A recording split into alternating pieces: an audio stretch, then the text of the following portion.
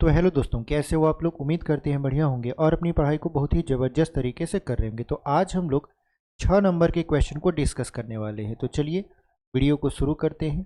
और आज हम लोग इस वीडियो में 6 नंबर के जितने भी क्वेश्चन पूछते हैं वो सारे क्वेश्चन यहाँ पर सॉल्व करने वाले हैं। ठीक है, आपके बोर्ड पेपर का जो मॉडल पेपर है उसमें जो भी प्रश्न 6 नंबर के हैं वो सभी प्रश्न इस वीडियो में सॉल्व किए जाएंगे। तो चलिए वीडियो को शुरू करते हैं। और अगर आपने अभी तक चैनल को सब्सक्राइब नहीं किया है तो चैनल को सब्सक्राइब कर लीजिए। ठीक है, चलिए क्वेश्चन नंबर पहला अगर हम पढ़ें, लिखा है 5 वर्ष बाद जैकब की आयु उसके पुत्र की आयु से 3 गुनी हो जाएगी। 5 वर्ष पूर्व जैकब की आयु उसके पुत्र की आयु की 7 गुनी थी। उनकी वर्तमान आयु ज्ञात कीजिए। यहाँ पर देखिए, इस टाइप के क्वेश्चन 6 नंबर में पूछे जाते हैं। बहुत ज़्यादा हार्ड नहीं होता लेकिन बहुत ज़्यादा सरल भी नहीं होता, मतलब मीडियम टाइप के होते हैं कि अगर ये जो लिखा हुआ है इसको समझ गया वो आराम से उसको हल कर ले जाएगा।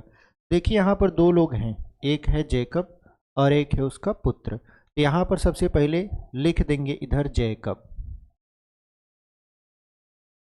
ये जैकब है और ये इसका पुत्र है। ठीक है, यहाँ लिख देंगे वर्तमान आयु।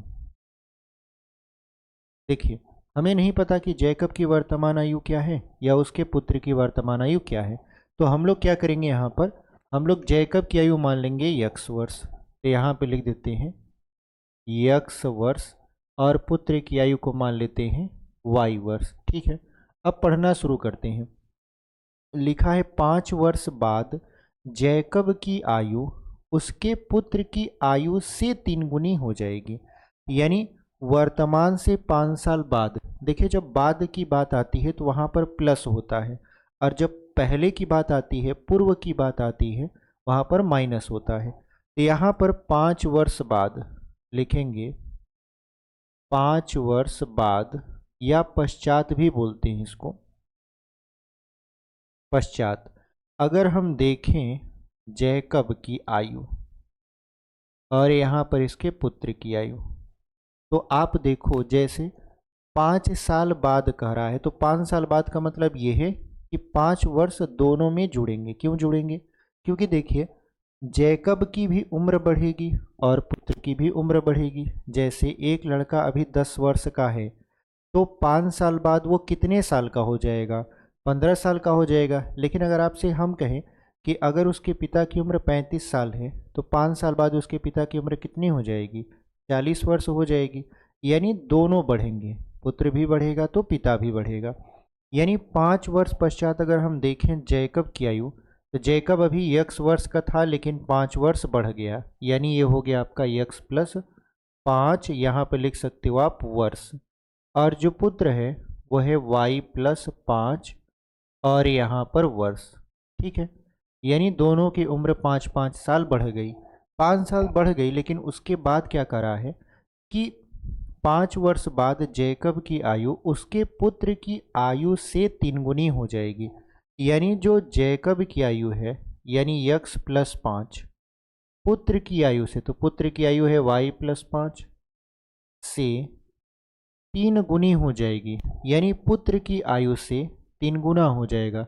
तो पुत्र की आयु में हमने 3 का गुणा करवा दिया, क्योंकि पुत्र की आयु से 3 गुना होगा। तो पुत्र की आयु जितना, मान लेते हैं अगर पुत्र 10 साल का है तो पिता अगर 3 गुना हो जाएगा पुत्र की आयु का, तो पिता कितने साल का होगा? 30 साल का होगा।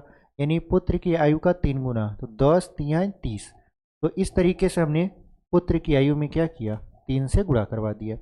अब यहाँ से एक समीकरण बनेगा, तो समीकरण बना लेते हैं। ये हो जाएगा x + 5 बराबर 3 का गुणा करवाएंगे तो हो जाएगा 3y + 15। अब यहाँ से अगर हम x की वैल्यू निकालें तो 5 को उस तरफ लेकर जाएंगे, 3y + 15 - 5, तो x बराबर हो जाएगा 3y + 10। x बराबर कितना हो गया? 3y + 10। इसको आप मान सकते हो समीकरण नंबर 1। ठीक है, अब क्या करिए, दूसरा वाला वाक्य पढ़िए। कह रहा है कि 5 वर्ष पूर्व, यानी जो पश्चात और पूर्व होता है वो वर्तमान से पश्चात भी होता है, वर्तमान से पूर्व भी होता है। यानी 5 वर्ष पूर्व, इसका मतलब ये है कि वर्तमान आयु से 5 साल पीछे चल रहे हैं हम लोग। 5 वर्ष पूर्व जैकब की आयु उसके पुत्र की आयु की 7 गुनी थी।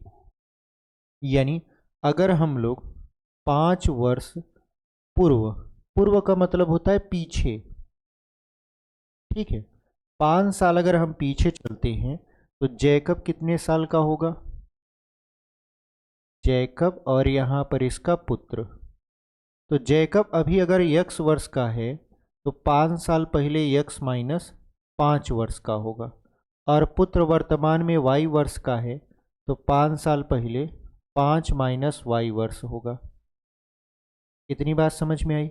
यानी पश्चात में हम लोग जोड़ते हैं और पूर्व में घटाते हैं।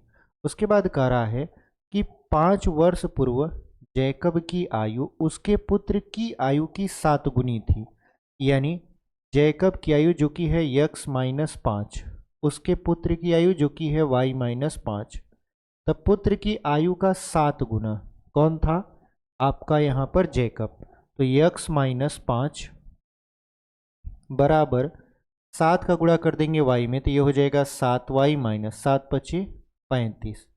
अब यहाँ पर हम लोग क्या करेंगे, 7 को इस तरफ लेकर आएंगे तो x माइनस 7y हो जाएगा।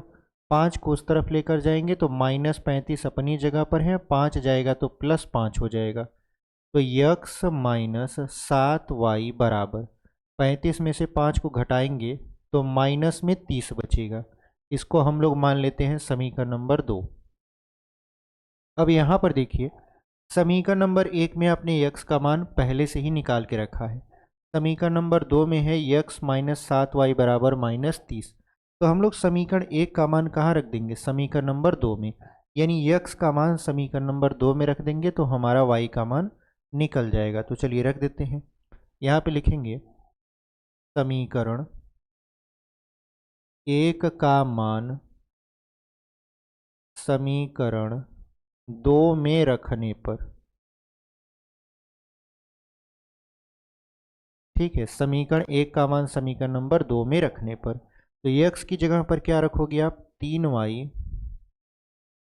प्लस 10, फिर यहाँ पर है माइनस 7y बराबर माइनस 30। अब करना क्या है कि 3y में से 7y घटेगा तो क्या बचेगा? माइनस की 4y और प्लस 10 बराबर है माइनस 30। तो यहाँ पर ये जो प्लस 10 है बराबर के उस तरफ जाएगा तो क्या बन जाएगा? माइनस 10। यानी माइनस 4y बराबर माइनस 30 प्लस उधर जाएगा तो माइनस 10 हो जाएगा। तो माइनस 4y बराबर हो जाएगा माइनस 40, क्योंकि माइनस और माइनस जुड़ता है तो 30 और 10 कितना हो जाएगा? 40 हो जाएगा। अब माइनस से माइनस प्लस हो गया, देखिए 4 गुणा में है, इधर जाएगा तो भाग में हो जाएगा। तो 4 दहा में 40, यानी y का मान कितना आ गया? 10 आ गया। अब इस y के मान को समीकरण नंबर 1 में रख देंगे तो ये x का मान आ जाएगा। तो यहाँ पे लिखेंगे y का मान समीकरण 1 में रखने पर, y का मान समीकरण नंबर 1 में रखने पर, तो समीकरण नंबर 1 है क्या?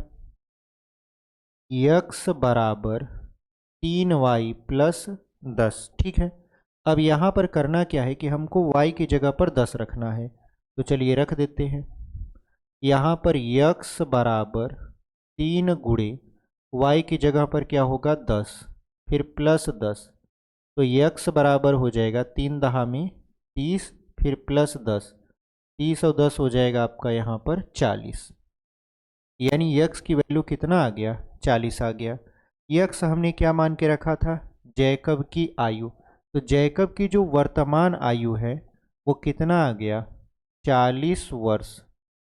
और उसके पुत्र की वर्तमान आयु y वर्ष था तो यहाँ पर आ गया 10 वर्ष। यानी जैकब 40 वर्ष का होगा और उसका पुत्र 10 वर्ष का होगा। यह आपके क्वेश्चन का आंसर हो गया। और ये पूरा 6 नंबर का क्वेश्चन है। सोचिए 1% बनेगा अगर आप ऐसे क्वेश्चन को सही कर लेते हो। और ये जो क्वेश्चन है ये पार्ट 3 से है और इससे एक क्वेश्चन 6 नंबर का हर साल बनता है। तो आप रिवीजन करिए पार्ट 6 का, ठीक है, पार्ट 6 का नहीं, पार्ट 3 का, 2 चर वाले रैखिक समीकरण। और जिनको भी पूरा का पूरा मैथ पढ़ना है हमारे चैनल पर, शुरू से हम प्लेलिस्ट बना दिए हैं, वहाँ पर हमने शुरू से आपको मैथ पढ़ाया है, आप जाकर वहाँ पर आराम से देख सकते हो, ठीक है। पूरा का पूरा मैथ यानी 1 पार्ट से लेकर 14 पार्ट तक पूरा का पूरा यहाँ पर मैथ पढ़ाया हुआ है, टॉपिक वाइज एक भी क्वेश्चन छुड़वाया नहीं गया है, आप उसको देख सकते हो, ठीक है। चलिए, ये 6 नंबर का क्वेश्चन हो गया। अच्छा, 6 नंबर के क्वेश्चन में क्या होता है कि अथवा भी देता है। जैसे ये क्वेश्चन हो गया, अगर आपको ये नहीं आ रहा है तो ये एक ऑप्शन में और क्वेश्चन रहता है, तो हम लोग उसको भी सॉल्व करेंगे, क्योंकि हम लोग पूरा का पूरा प्रैक्टिस करके जाएंगे, चाहे वो अथवा हो चाहे वो अथवा ना हो। हमको जो आएगा हम उसको सॉल्व करेंगे, नहीं आएगा तो उसको छोड़ देंगे, ठीक है। तो चलिए यहाँ पर इसको मिटाते हैं और इसका जो अथवा है उसको भी सॉल्व करते हैं, ठीक है। चलिए इसको यहाँ पर इरेज कर देते हैं। चलिए यहाँ पर हम लोग अब चौथा क्वेश्चन देख लेते हैं। चौथा नहीं, बेसिकली ये तीसरा है। तीसरा का 2 क्वेश्चन हमने आपको बताया ना कि तीसरा में क्या होता है, चाहे तीसरा हो, चौथा हो, पांचवा हो, उसमें 2 क्वेश्चन देता है। यानी 6 नंबर के जितने भी प्रश्न आपको मिलेंगे वहाँ पर ऑप्शनल रहेगा, या तो आप इसको करिए या तो इसको करिए। जैसे पहला सवाल अभी हमने लगाया तीसरा का, अब तीसरा का ही ये अथवा है, तो हम यहाँ पर पूरा का पूरा इसको सॉल्व करेंगे, क्योंकि हम लोग प्रैक्टिस कर रहे हैं और प्रैक्टिस में सारी चीज़ों की प्रैक्टिस करेंगे, ठीक है। जब पेपर में जाएंगे तो वहाँ पर आप उनमें से एक छोड़ सकते हो, ठीक है। आप कहोगे सर अगर दोनों लगा दिए, तो दोनों लगाओगे तो पहला जो आपका सवाल होगा वही मान्य होगा, दूसरा वाले को वो काट देंगे या उस पर नंबर नहीं देंगे, ठीक है। उससे केवल आपका समय जाएगा, बाकी आपको कुछ फ़ायदा होने वाला नहीं है, ठीक है। आप कोशिश करिएगा कि जो भी प्रश्न पूछा है, जैसे 5 प्रश्न दिया है और पूछ रहा है कि उसमें से 4 ठो ही हल करना है, तो आप केवल 4 ठो हल करिएगा, ठीक है। उससे फ़ायदा ये रहता है कि समय बचता है और आप प्रश्न के मुताबिक उत्तर दे रहे होते हैं, ठीक है। चलिए इसको सॉल्व कर लेते हैं। क्वेश्चन लिखा हुआ है यहाँ पर आपका, एक रेलगाड़ी 480 किलोमीटर की दूरी समान चाल से तय करती है। यदि इसकी चाल 8 किलोमीटर प्रति घंटा कम होती है तो वह उसी दूरी को तय करने में 3 घंटे अधिक लेती है। रेलगाड़ी की चाल ज्ञात कीजिए। यहाँ पर देखिए, सबसे पहले आपको मानना पड़ेगा, एक डायग्राम ऐसे बना देते हैं। ये मान लेते हैं बिंदु ए है और ये बिंदु बी है, ठीक है। अब यहाँ पर क्या कर रहा है, मान लीजिए कि एक ट्रेन बिंदु ए से चलती है और बिंदु बी तक जाती है और उसको कुल 480 किलोमीटर की दूरी तय करना है, यानी दूरी दे दिया है 480 किलोमीटर की दूरी। अब यहाँ पर ये हमको नहीं पता कि ट्रेन की चाल क्या है, तो हम लोग सबसे पहले ये मानेंगे कि माना रेलगाड़ी की चाल, रेलगाड़ी की चाल बराबर यक्स किलोमीटर प्रति घंटा, ठीक है। माना रेलगाड़ी की चाल कितना है, यक्स किलोमीटर प्रति घंटा। अब सोचिए कि एक रेलगाड़ी जिसकी चाल यक्स किलोमीटर प्रति घंटा है, यानी यक्स किलोमीटर प्रति घंटा की रफ्तार से रेलगाड़ी चल रही है और उसको 480 किलोमीटर की दूरी तय करना है, तो कुल कितना समय लगेगा। यानी 480 किलोमीटर की दूरी रेलगाड़ी यक्स किलोमीटर प्रति घंटा की रफ्तार से चलकर अगर तय करती है तो कितना समय लगेगा। तो समय बराबर देखिए फार्मूला होता है, समय बराबर होता है दूरी बटा के चाल,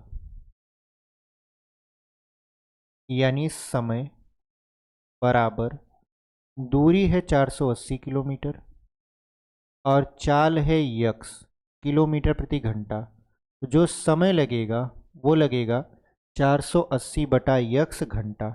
ये तब है जब रेलगाड़ी अपनी चाल यक्स किलोमीटर प्रति घंटा की रफ्तार से तय करती है, ठीक है। अब इसकी चाल को कम किया जाता है। देखिए, चाल और जो समय होता है वो एक दूसरे के विलोम अनुपात में होते हैं। विलोम अनुपात से मतलब होता है व्युत्क्रमानुपात में, यानी अगर आप चाल को बढ़ाओगे तो समय घट जाएगा और अगर आप समय को बढ़ाओगे तो चाल घट जाएगा। जैसे जब आप स्कूल से घर जाते हो या घर से स्कूल जाते हो तो आपने देखा होगा कि अगर आपको लेट हो रहा है, ख़ास तौर से जब आप घर से स्कूल जा रहे होते तो अगर लेट हो रहा है प्रार्थना के लिए तो आप तेज़ी से साइकिल चलाते हो। कारण आपको समय कम करना है, यानी कम समय में जल्दी से स्कूल पहुंच जाएं, इसके लिए आप तेज़ी से साइकिल चलाते हो। यानी साइकिल की जो रफ्तार है वो बढ़ जाती है ताकि समय घट जाए। यानी आपने चाल को बढ़ाया समय को घटाने के लिए। तो जो चाल होता है वो समय का विलोम अनुपात होता है, यानी व्युत्क्रमानुपात होता है। चाल बढ़ेगा तो समय घटेगा, समय बढ़ेगा तो चाल घटेगा। इसका मतलब ये है कि अब इसकी चाल घट रही है। कितना घट रही है? 8 किलोमीटर प्रति घंटा। यानी ये पहले चल रहा था x किलोमीटर प्रति घंटा की रफ्तार से। अब इसकी जो चाल है, नई चाल, यहाँ पे लिख देते हैं नई चाल। इसकी कोष्टक में आप लिख सकते हो रेलगाड़ी। रेलगाड़ी की अब जो नई चाल है वो अब इससे 8 किलोमीटर प्रति घंटा कम रहेगा। यानी पहले यक्स था, यक्स में से अब 8 कम हो गया, तो ये हो गया यक्स माइनस 8 किलोमीटर प्रति घंटा। लेकिन दूरी वही है। दूरी कितना है? दूरी है 480 किलोमीटर। ठीक है, तो अब बताइए 480 किलोमीटर की दूरी को अब रेलगाड़ी यक्स माइनस 8 किलोमीटर प्रति घंटा की रफ्तार से चलकर तय करती है तो उसका समय कितना होगा? तो समय बराबर देखिए, समय बराबर क्या होता है? दूरी बटा चाल। तो दूरी कितना है? वही 480 बटे चाल। चाल कितना है? यक्स माइनस 8, और ये घंटा हो जाएगा। लेकिन ये वाले समय और ये वाले समय में देखा जाए तो फर्क है। फर्क क्या है कि देखिए चाल कम हो गया, इसका मतलब ये है कि इसमें समय ज़्यादा लगेगा। कितना समय ज़्यादा लगेगा? 3 घंटे अधिक लगता है। ठीक है, 3 घंटे अधिक लगता है, इसका मतलब क्या है? आप सपोज करिए कि आपके पास 10 घंटे में ए से बी तक आप पहुंच सकते हो, लेकिन चाल कम हो गई तो 3 घंटा ज़्यादा हो गया, तो अब आप कितने में पहुंचोगे? 13 में पहुंचोगे, है कि नहीं है? यानी आप पहले 10 घंटे में पहुंचते थे, अब 13 घंटे में पहुंचोगे। तो कितने घंटे का अंतर हुआ? 3 घंटे का अंतर हुआ। यानी 10 से 13 मतलब 3 घंटे का अंतर हुआ। कैसे पता चला? ये जो आपका दूसरा वाला समय था 13 घंटा वाला, उसमें से आपने पहले वाले को क्या किया? घटा दिया, तो आपको पता चल गया कि कितना समय ज़्यादा लगा। तो सेम टू सेम यहाँ पर भी होगा कि हम क्या करेंगे कि ये जो समय दूसरा है 480 बटा यक्स माइनस 8 घंटा, उसमें में से ये पहला वाला समय जो कि 480 बटा यक्स है उसको घटा देंगे तो 3 घंटा बचेगा, क्योंकि इनका जो अंतर है वो 3 घंटे का है। तो चलिए घटा देते हैं। तो यहाँ पर ये हो जाएगा 480 बटा यक्स माइनस 60, फिर माइनस हो जाएगा 480 बटा यक्स बराबर कितना? 3। कैसे हुआ? हमने यहाँ पर कॉन्सेप्ट से आपको समझा दिया है। अब 480 कामन ले सकते हो आप, 480 दोनों में से कामन ले लीजिए। तो 1 बटा यहाँ होगा यक्स माइनस 8 माइनस 1 बटा यक्स बराबर 3 के। 3 से 480 को काट दीजिए तो मिलेगा 160, क्योंकि 3 एकम 3 तीछक 18 होता है। अब क्या करिए, यहाँ पर ये हो गया 160। अब इसका 1 में तिर्यक गुणा करा दीजिए, तो यक्स का 1 में गुणा कराएंगे यक्स होगा, फिर माइनस यक्स का माइनस 1 में गुणा कराएंगे माइनस यक्स, और माइनस का माइनस 8 में गुणा कराएंगे तो प्लस 8 हो जाएगा, और 8 एकम 8।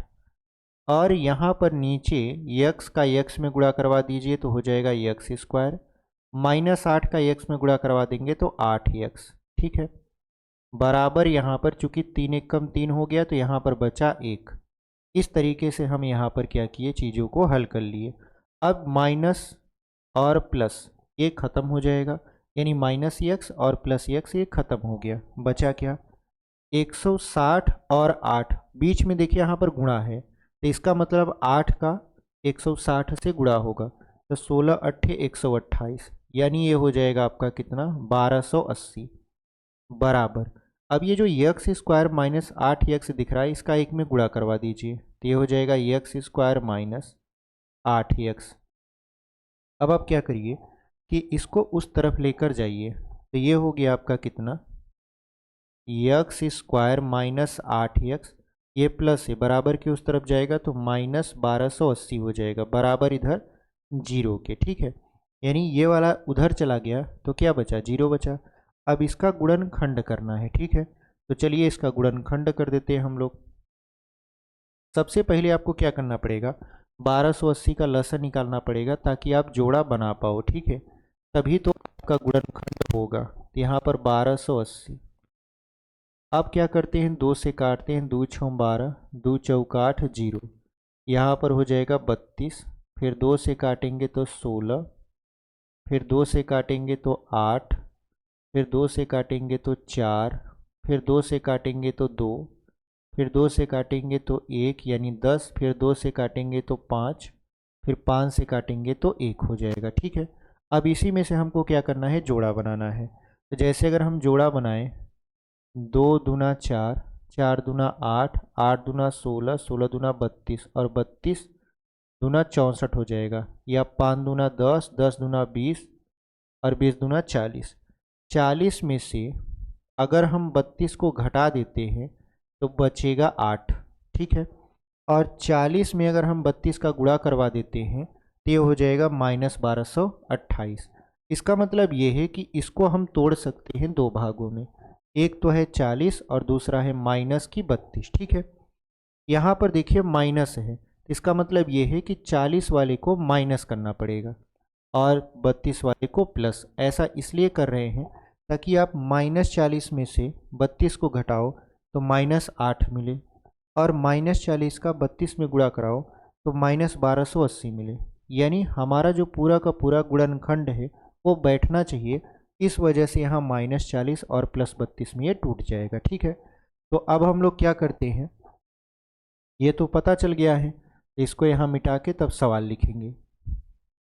-40 और 32 में क्या हुआ है, टूट गया है। ठीक है, अब क्या करते हैं, यहाँ पे लिखेंगे x square minus 40x plus 32x और -1280 बराबर जीरो के। ये हमारा खंड टूट गया। अगर आपको दिख नहीं रहा तो हम यहाँ पर इसको थोड़ा सा हटा देते हैं। ठीक है, चलिए अब आपको दिख रहा है। तो अब यहाँ पर क्या करेंगे, x कामन लेंगे तो बचेगा x माइनस 40, और यहाँ प्लस 32 कामन लेंगे तो बचेगा x माइनस 40, यानी एक कोष्टक में हो जाएगा x माइनस 40, दूसरे में x प्लस 32 बराबर जीरो के। यानी x माइनस 40 बराबर एक बार आप जीरो कर दोगे। कल भी हमने आपको बताया था कि एक बार इसको जीरो करना है और एक बार इसको जीरो करना है। ठीक है, कल एक सवाल जब गुणनखंड का हम बता रहे थे तो उसमें हमने आपको समझाया था, तो x प्लस 32 बराबर क्या हो जाएगा, यहाँ पर जीरो। अब ये जो -40 है इसको उस तरफ लेकर जाएंगे तो +40 हो जाएगा, और ये जो 32 है उसको इस तरफ लेकर जाएंगे तो -32 हो जाएगा। देखिए माइनस वाला हम लोग काउंट नहीं करेंगे। क्यों नहीं काउंट करेंगे, क्योंकि यक्स जो है वो चाल बता रहा है और चाल कभी भी ऋणात्मक नहीं होता। ठीक है, वेग ऋणात्मक धनात्मक शून्य हो सकता है लेकिन चाल कभी भी ऋणात्मक नहीं हो सकता, चाल हमेशा धनात्मक होता है। तो धनात्मक 40 है, इसका मतलब इसको हम लोग काउंट करेंगे। तो जब इसको काउंट करेंगे तो रेलगाड़ी की चाल हमने कितना माना था, x किलोमीटर प्रति घंटा, और x का मान कितना आ गया, 40। यानी हम लोग कह सकते हैं रेलगाड़ी की चाल, रेलगाड़ी की चाल बराबर क्या है, 40 किलोमीटर प्रति घंटा। ठीक है, और यही हमारा फाइनल उत्तर है। यह हमारा 6 नंबर का क्वेश्चन तैयार हो गया। ठीक है, तो इस तरीके से हमने इस क्वेश्चन को सॉल्व कर लिया। चलिए इसको हम लोग इरेज करते हैं और बढ़ जाते हैं अपने अगले वाले प्रश्न की तरफ। ठीक है, इसको यहाँ पर मिटा देते हैं। चलिए अगला क्वेश्चन देख लेते हैं। चौथा क्वेश्चन क्या कर रहा है आपका, एक 80 मीटर चौड़ी सड़क के दोनों ओर आमने सामने समान लंबाई वाले दो खंभे लगे हुए हैं। इन खंभों के बीच सड़क के एक बिंदु से खम्भों के शिखर का उन्नयन कोण क्रमशः 60 अंश और 30 अंश है। खम्भों की ऊंचाई और खम्भों से बिंदु की दूरी ज्ञात कीजिए। बेसिकली ये ऊंचाई दूरी का सवाल है, यानी पाठ 9 का सवाल है, त्रिकोणमिति की कुछ अनुप्रयोग। ठीक है, तो चलिए इसको लगा देते हैं। सबसे पहले क्या करा है कि मान लीजिए कि आपके पास एक 80 मीटर चौड़ी सड़क है। 80 मीटर चौड़ी सड़क हमने मान लिया। इस 80 मीटर चौड़ी सड़क के दोनों सिरों पर समान लंबाई के दो खंभे लगे हुए हैं। मान लेते हैं कि ये खंभा है जिनकी लंबाई समान है, मतलब ऊंचाई समान है, दोनों खंभों की ऊंचाई समान है। तो अगर इस खंभे की ऊंचाई हम यच मान लेते हैं, इस खंभे की भी ऊंचाई क्या है, यच है।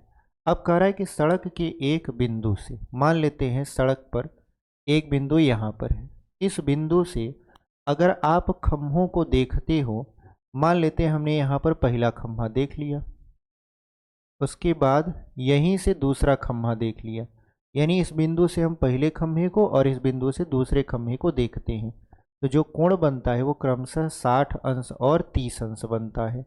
यानी मान लीजिए यहाँ पर 60 अंश का कोण बन रहा है और यहाँ पर 30 अंश का कोण बन रहा है। ठीक है, और ये उन्नयन कोण है। कह रहा है कि खंभों की ऊंचाई यानी यच आपसे पूछ रहा है, और खंभों से बिंदु की दूरी, यानी ये जो बिंदु है इससे पहला खंभा कितना और ये जो बिंदु है इस दूसरा खंभा कितनी दूर पर होगा, यही हमसे पूछा जा रहा है। ठीक है, चलिए इसको आराम से सॉल्व करते हैं। सबसे पहले मान लीजिए यहाँ पर इसका नामकरण कर देते हैं, अगर करना चाहें तो, नहीं भी करना चाहते तो कोई दिक्कत नहीं है। ठीक है, जैसे इसका नामकरण कर देते हैं ए, बी, सी, डी और ई। तो अगर हम B से C के बीच की दूरी माने x, यानी बिंदु से पहले खंभे के बीच की दूरी हमने x मान लिया, तो इस बिंदु से दूसरे खंभे के बीच की दूरी क्या होगा, देखिए कुल दूरी में से अगर ये वाली दूरी हटा देंगे तो जो बचेगा वो दूसरी वाली दूरी बचेगा, यानी 80 माइनस x। ठीक है, यानी दूसरे खंभे की उस बिंदु से जो दूरी होगी वो होगी 80 माइनस x। इतनी बात समझ में आई।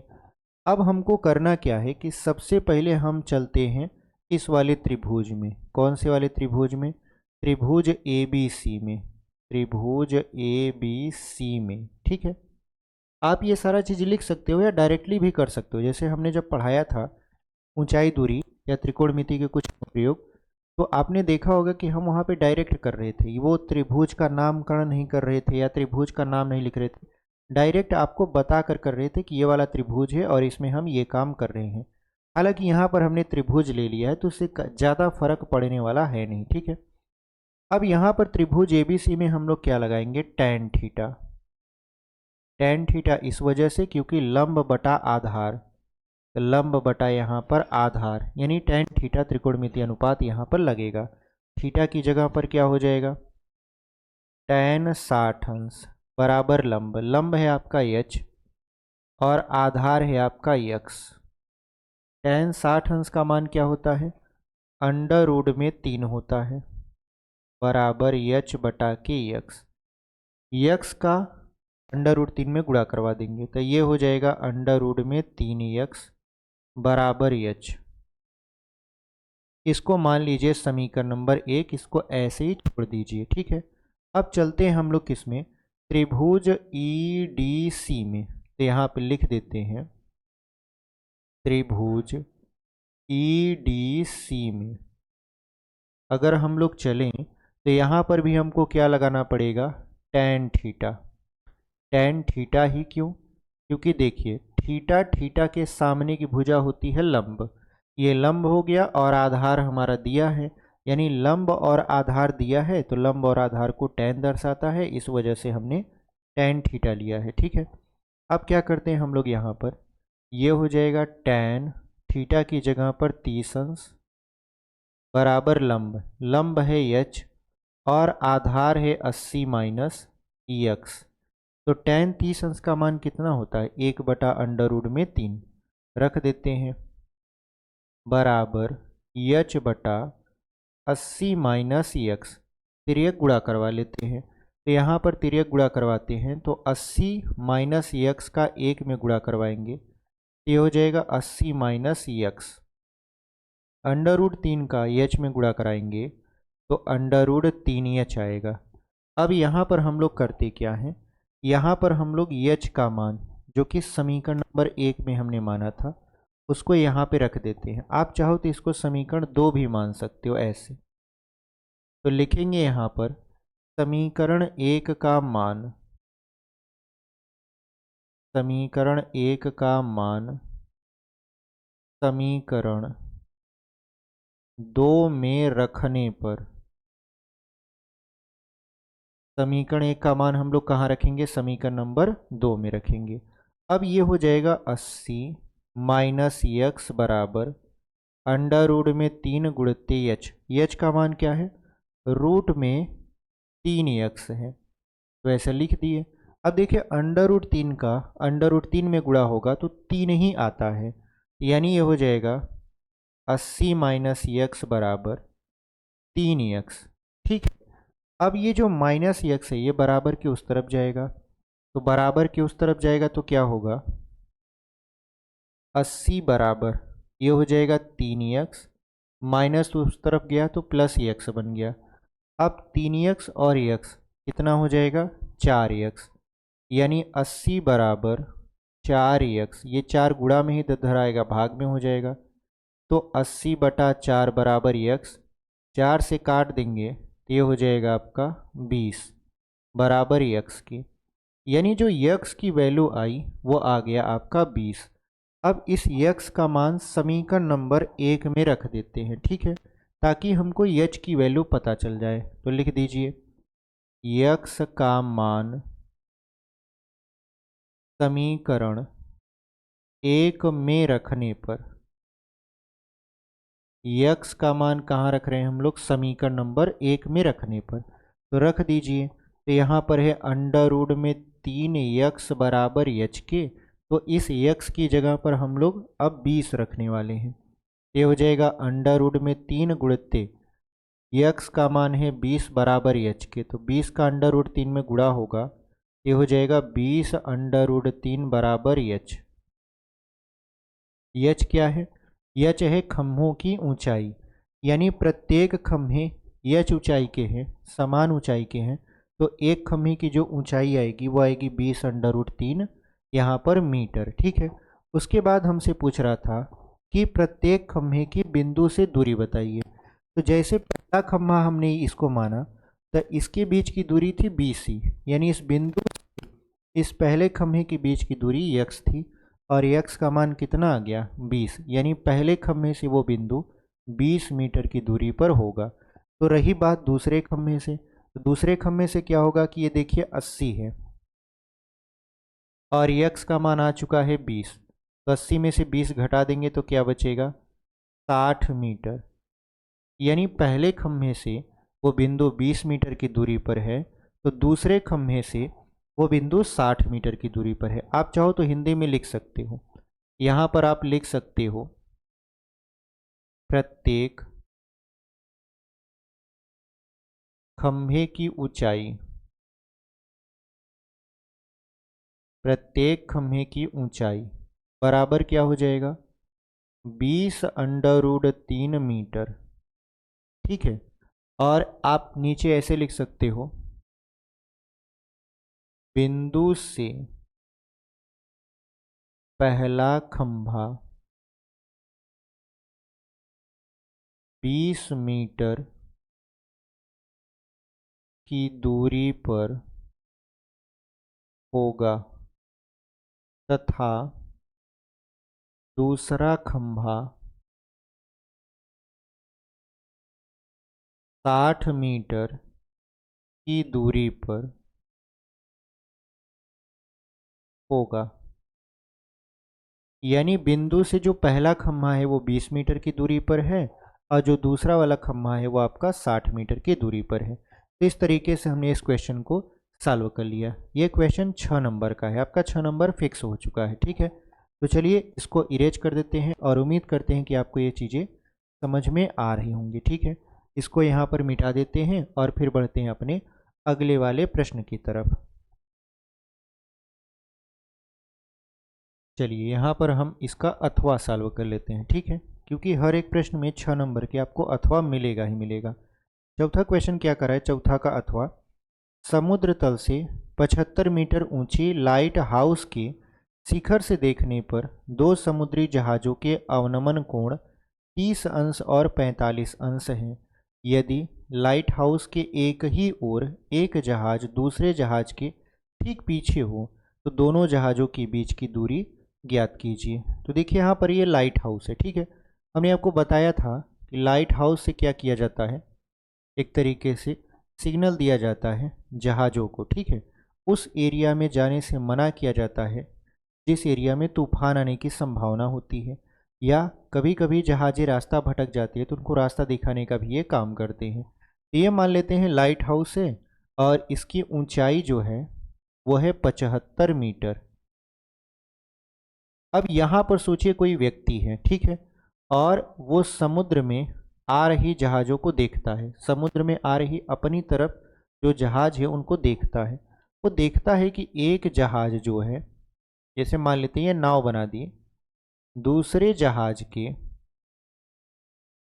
एक जो जहाज़ है दूसरे जहाज़ के ठीक पीछे है, और अगर वो यहाँ से देखता है तो जो अवनमन कोण बनेगा, ध्यान दीजिए यहाँ पर, अब सामने से व्यक्ति नीचे की तरफ अपनी नज़र झुका के देख रहा है तो अवनमन कोण बनेगा।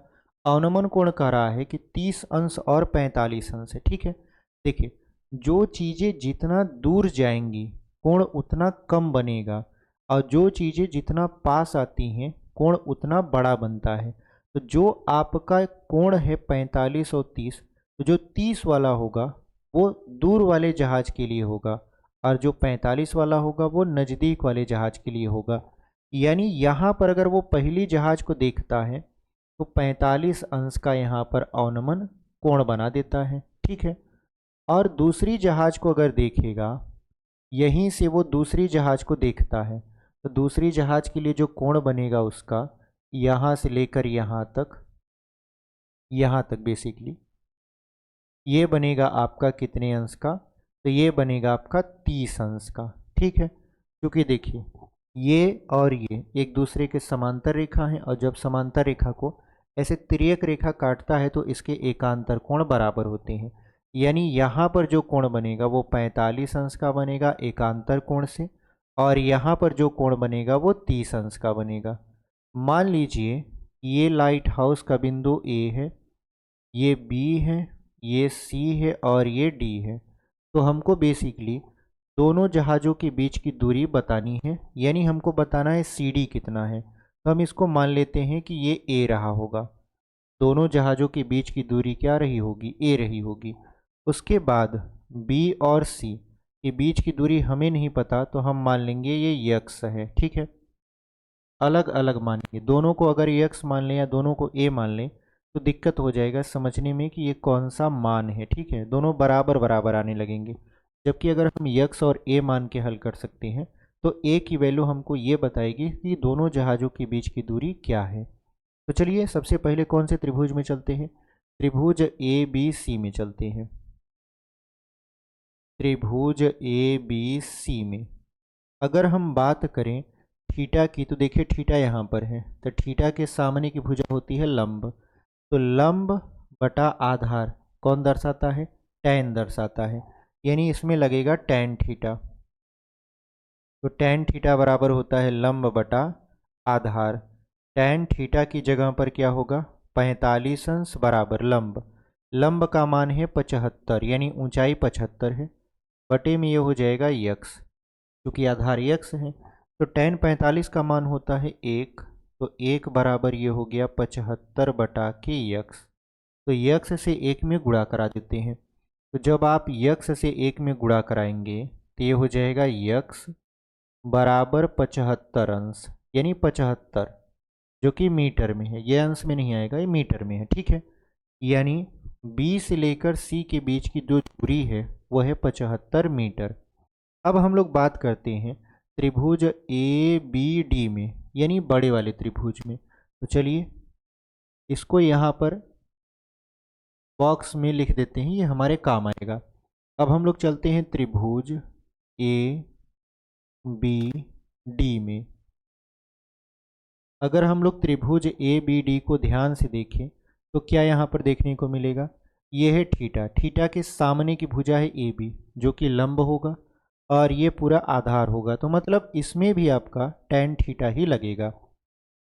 तो हम लोग लगा देते हैं, ये हो जाएगा tan थीटा बराबर लंब बटा के आधार। तो tan थीटा की जगह पर 30 अंश, लंब का मान है 75, आधार आपका पूरा b से लेकर d तक है, जिसको हम लोग लिख सकते हैं a प्लस एक्स। ठीक है, ये पूरा आपका आधार हो जाएगा b से लेकर d तक, a और x दोनों जोड़कर।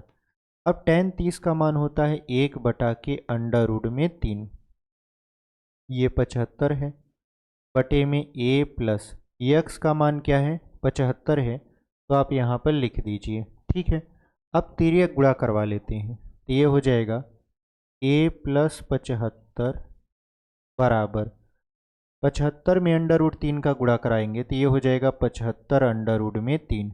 अब ये जो प्लस 75 है बराबर के उस तरफ जाएगा तो क्या हो जाएगा, माइनस हो जाएगा। तो a बराबर इधर है 75√3 माइनस 75। अब इन दोनों में आप देखो क्या कॉमन नज़र आ रहा है, कॉमन नज़र आ रहा है आपका 75, तो 75 कॉमन ले लेते हैं। तो a बराबर ये हो जाएगा 75 कोष्टक में √3 - 1 मीटर। यही आपका फाइनल उत्तर होगा, क्योंकि हमसे पूछ रहा था दो जहाज़ों के बीच की दूरी ज्ञात कीजिए और दो जहाज़ों के बीच की दूरी हमने a माना था। तो a का मान कितना आ गया 75 √3 - 1, और यही हमारा फाइनल उत्तर है। तो उम्मीद करते हैं कि आपको यह समझ में आया होगा। ये 6 नंबर के क्वेश्चन है। ठीक है, इस तरीके के क्वेश्चन अगर आ जाएंगे तो आप इसे बहुत ही ईजी वे में सॉल्व कर सकते हो। चलिए इसको यहाँ पर मिटा देते हैं और बढ़ते हैं अपने अगले सवाल की तरफ। चलिए क्वेश्चन नंबर अगला देख लेते हैं, पाँचवा हमारा क्वेश्चन क्या कह रहा है। देखिए क्वेश्चन कह रहा है ऊंचाई 2.4 मीटर और व्यास 1.7 सेंटीमीटर, ठीक है, वाले एक ठोस बेलन में से इसी ऊंचाई और इसी व्यास वाला एक शंक्वाकार खोल काट लिया जाता है। शेष बचे ठोस का निकटतम वर्ग सेंटीमीटर तक पृष्ठीय क्षेत्रफल ज्ञात कीजिए।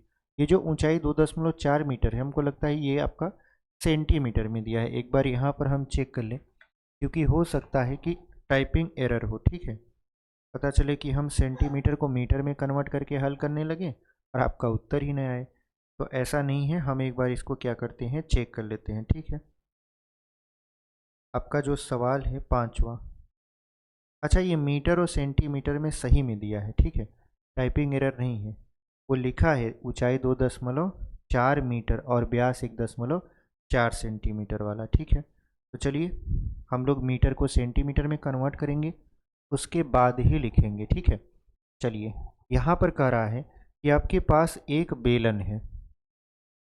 सपोज करिए ये हमारे पास क्या है, एक बेलन है। हमने बेलन बना दिया। अब इसकी जो ऊंचाई है वह है 2.4 मीटर, यानी इसकी हाइट आपका कितना है, 2.4 मीटर है। देखिए जो उत्तर पूछा है वो सेंटीमीटर में पूछा है, तो इस मीटर को हमको सेंटीमीटर में कन्वर्ट करना पड़ेगा 100 से गुणा करा के, क्योंकि आप जानते हो 1 मीटर बराबर 100 सेंटीमीटर होता है। तो यहाँ पर अगर हम ऊंचाई को सेंटीमीटर में लेकर आएँ तो 100 से गुणा करा देंगे, तो ये हो जाएगा 240 सेंटीमीटर, 240 सेंटीमीटर। ठीक है, ये सेंटीमीटर में क्या है, इसकी ऊंचाई है। अब हम लोग क्या करते हैं, त्रिज्या देखते हैं। तो त्रिज्या नहीं दिया है, बेसिकली व्यास दिया है। तो मान लीजिए कि इसका व्यास कितना दिया है, व्यास को d से दर्शाते हैं। तो d बराबर दिया है 1.4 सेंटीमीटर, तो 1.4 सेंटीमीटर। तो इसकी त्रिज्या क्या हो जाएगी, इसकी त्रिज्या व्यास का आधा, तो व्यास 1.4 तो बटा 2 कर दीजिए, कट के हो जाएगा 0.7 सेंटीमीटर, यानी इसकी त्रिज्या आ गया 0.7 सेंटीमीटर। इतनी बात समझ में आई। अब कह रहा है कि इसी ऊंचाई और इसी व्यास का एक शंक्वाकार खोल इस बेलन में से काटकर निकाल दिया गया। तो सपोज करिए कि हम लोग क्या कर रहे हैं, यहाँ से ये वाला पार्ट काट कर निकाल दे रहे हैं। जब ये वाला पार्ट काट कर ऐसे निकाल देंगे तो क्या बचेगा आपका, ये वाली आकृति बचेगी, क्योंकि ये जो बीच का पार्ट था इसको तो आपने क्या किया, काट कर निकाल दिया, जो कि शंकु के आकार का था। कह रहा है कि जो बच गया है पार्ट उसका पृष्ठीय क्षेत्रफल क्या होगा, यानी शेष बचे ठोस का निकटतम वर्ग सेंटीमीटर तक पृष्ठीय क्षेत्रफल ज्ञात कीजिए। तो चलिए ज्ञात कर लेते हैं। क्या बचा है, अगर आप ध्यान से देखो तो ये बाहर का पार्ट बचा है, ये तिरछा वाला पार्ट बचा है, और ऊपर एक वृत्ताकार पार्ट है वही बचा है। ठीक है, तो जब हम लोग पृष्ठीय क्षेत्रफल निकालते हैं तो ये जो किनारे वाला पार्ट है ये बेलन का हिस्सा है। तो बेलन का हिस्सा है, बेलन का बाहरी वाला हिस्सा को पृष्ठ क्षेत्रफल बोलते हैं या पृष्ठीय क्षेत्रफल बोलते हैं। इसका मतलब ये है कि अगर हम यहाँ पे लिखें शेष बचे ठोस का पृष्ठीय क्षेत्रफल, शेष बचे ठोस का पृष्ठीय क्षेत्रफल अगर हम देखें तो सबसे पहले ये किनारा वाला पार्ट काउंट होगा जो कि बेलन का है, तो बेलन का पृष्ठीय क्षेत्रफल लगेगा 2πr/h, फिर प्लस। अब यहाँ पर देखिए तो ये शंकु का किनारा बचा है, तो शंकु का किनारा मतलब शंकु का वक्र पृष्ठ, शंकु का वक्र पृष्ठ क्या हो जाएगा πr/l, फिर प्लस। अब यहाँ पर क्या करते हैं, यहाँ पर ये जो ऊपर वाला पार्ट है ये वृत्त के आकार का है, तो वृत्त के आकार का है तो वृत्त का क्षेत्रफल जो कि होता है πr²। अब यहाँ पर एक बात देखिए, दिक्कत यहाँ पर ये आ रही है कि ये सवाल जो है आपका एक तरीके से यहाँ पर इसको सेंटीमीटर देना चाहिए था, मीटर नहीं देना चाहिए था, नहीं तो ये सवाल आपका गलत हो जाएगा। गलत इस वजह से हो जाएगा, हालांकि गलत नहीं होगा, लेकिन जो उत्तर आपके उत्तरमाला में दिया है उससे मैच नहीं करेगा। कारण है ये देखिए 240 सेंटीमीटर है। अगर हम लोग यल की वैल्यू अभी निकालेंगे, तिर्यक ऊंचाई जिसको हम लोग बोलते हैं, ये जो तिरछा आप देख रहे हो पार्ट इसको तिर्यक ऊंचाई बोला जाता है। तो इसके लिए फार्मूला होता है यल बराबर √h² प्लस r²। वहाँ से यल की वैल्यू निकालेंगे क्योंकि यल का मान तो दिया नहीं है, तो यहाँ पर 240 का स्क्वायर और 0.7 का स्क्वायर करेंगे तो मान नहीं आएगा, या आएगा भी तो बड़ा अटपटा सा आएगा। इसका मतलब ये है कि यहाँ पर सेंटीमीटर होना चाहिए। अगर हम किताब में आपके देखें तो शायद हमको देखने को मिले कि ये सेंटीमीटर में ही दिया है, ये आपका 12 पाठ में होगा। ठीक है, एक बार हम फिर से चेक कर लेते हैं। जो आपके मॉडल पेपर में दिया है वो तो आपका मीटर में ही दिया है, लेकिन हम किताब से चेक करते हैं कि किताब में क्या दिया है। यहाँ पर ये आपका वृत्तों से संबंधित पृष्ठीय क्षेत्रफल। ठीक है, पृष्ठीय क्षेत्रफल में ये कौन सा सवाल है, ये ऊंचाई, अच्छा शंक्वाकार खोल काट के निकाल गया है, मतलब 12.1 का है। ठीक है, 12.1, हाँ 12.1 का ये 8वां क्वेश्चन है, इसमें सेंटीमीटर में दिया है। ठीक है, तो मतलब ये जो सवाल है इसमें टाइपिंग एरर है। ठीक है, यहाँ पर सेंटीमीटर होना चाहिए तब जाके आपका उत्तर परफेक्ट आएगा, नहीं तो नहीं आएगा। आएगा तो बहुत उटपटांग आएगा, इतना लंबा चौड़ा कैलकुलेशन हो जाएगा कि कर नहीं पाएंगे। ठीक है, समय ज़्यादा लगेगा बेसिकली। तो यहाँ पर ये जो हम लिखे हैं मीटर, इसको सेंटीमीटर में होना चाहिए, वो टाइपिंग एरर है। ठीक है, किताब वाला जो मॉडल पेपर बनाए हैं उसमें सेंटीमीटर होना चाहिए, बट वो मीटर लिख दिए हैं। ठीक है, कोई गलती नहीं है।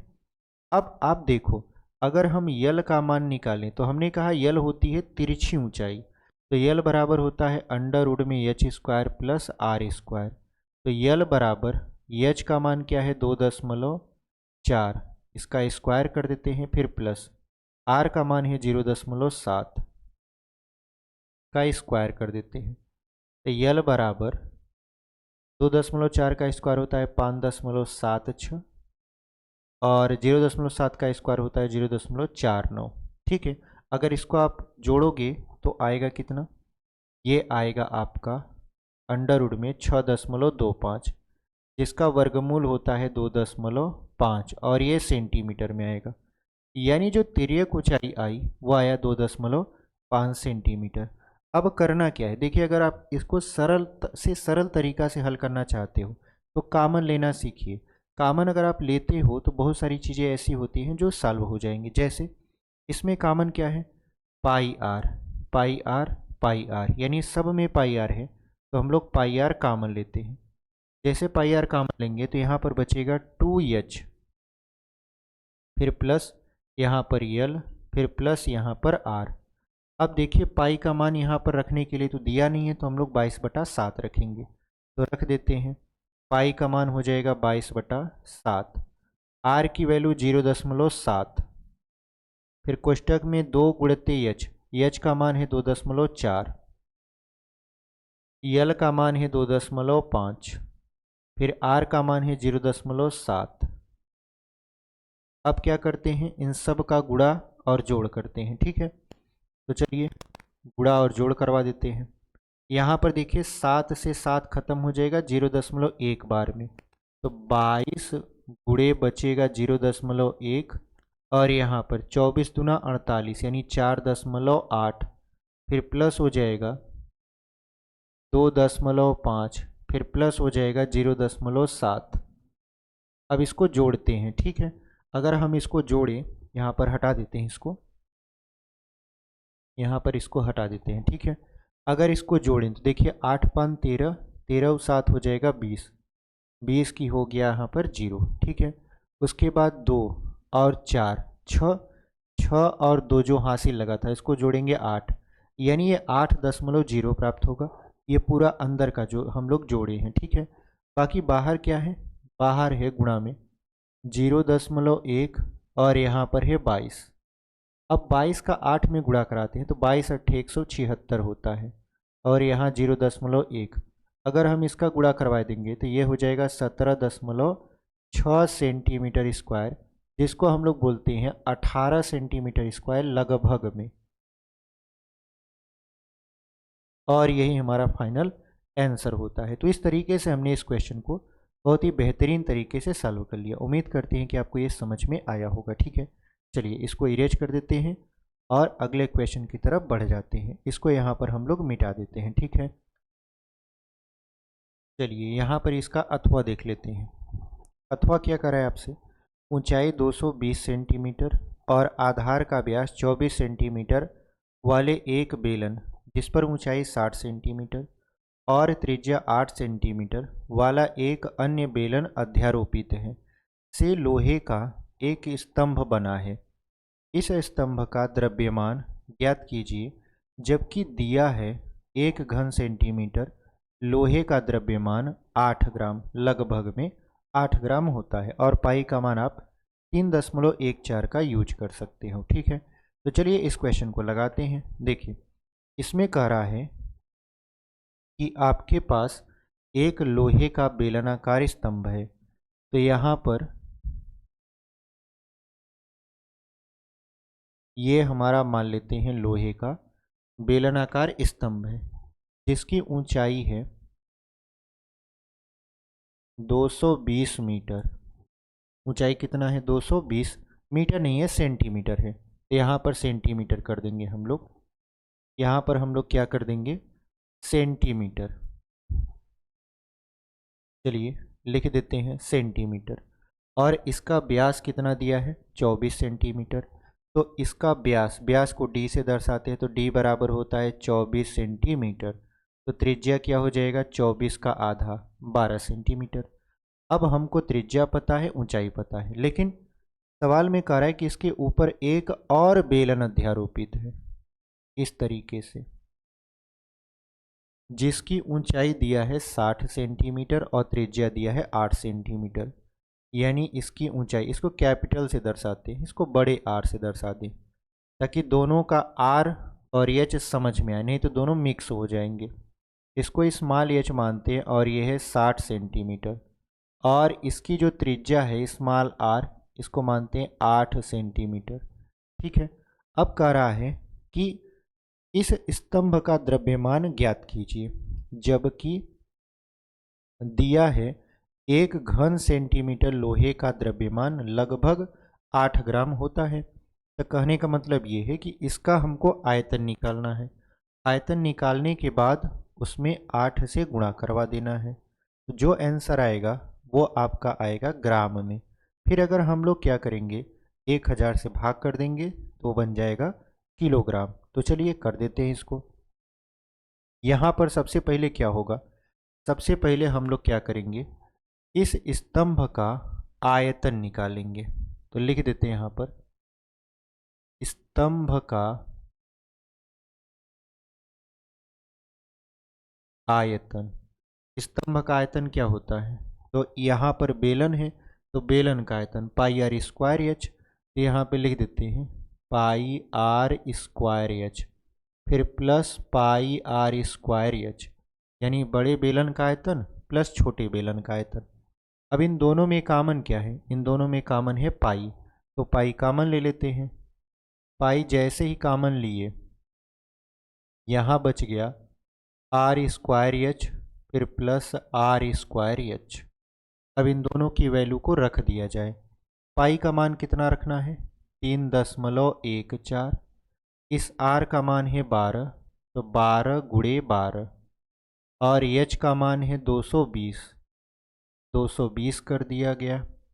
इस आर की वैल्यू है 8, तो 8 गुणे 8, 2 बार है क्योंकि स्क्वायर है।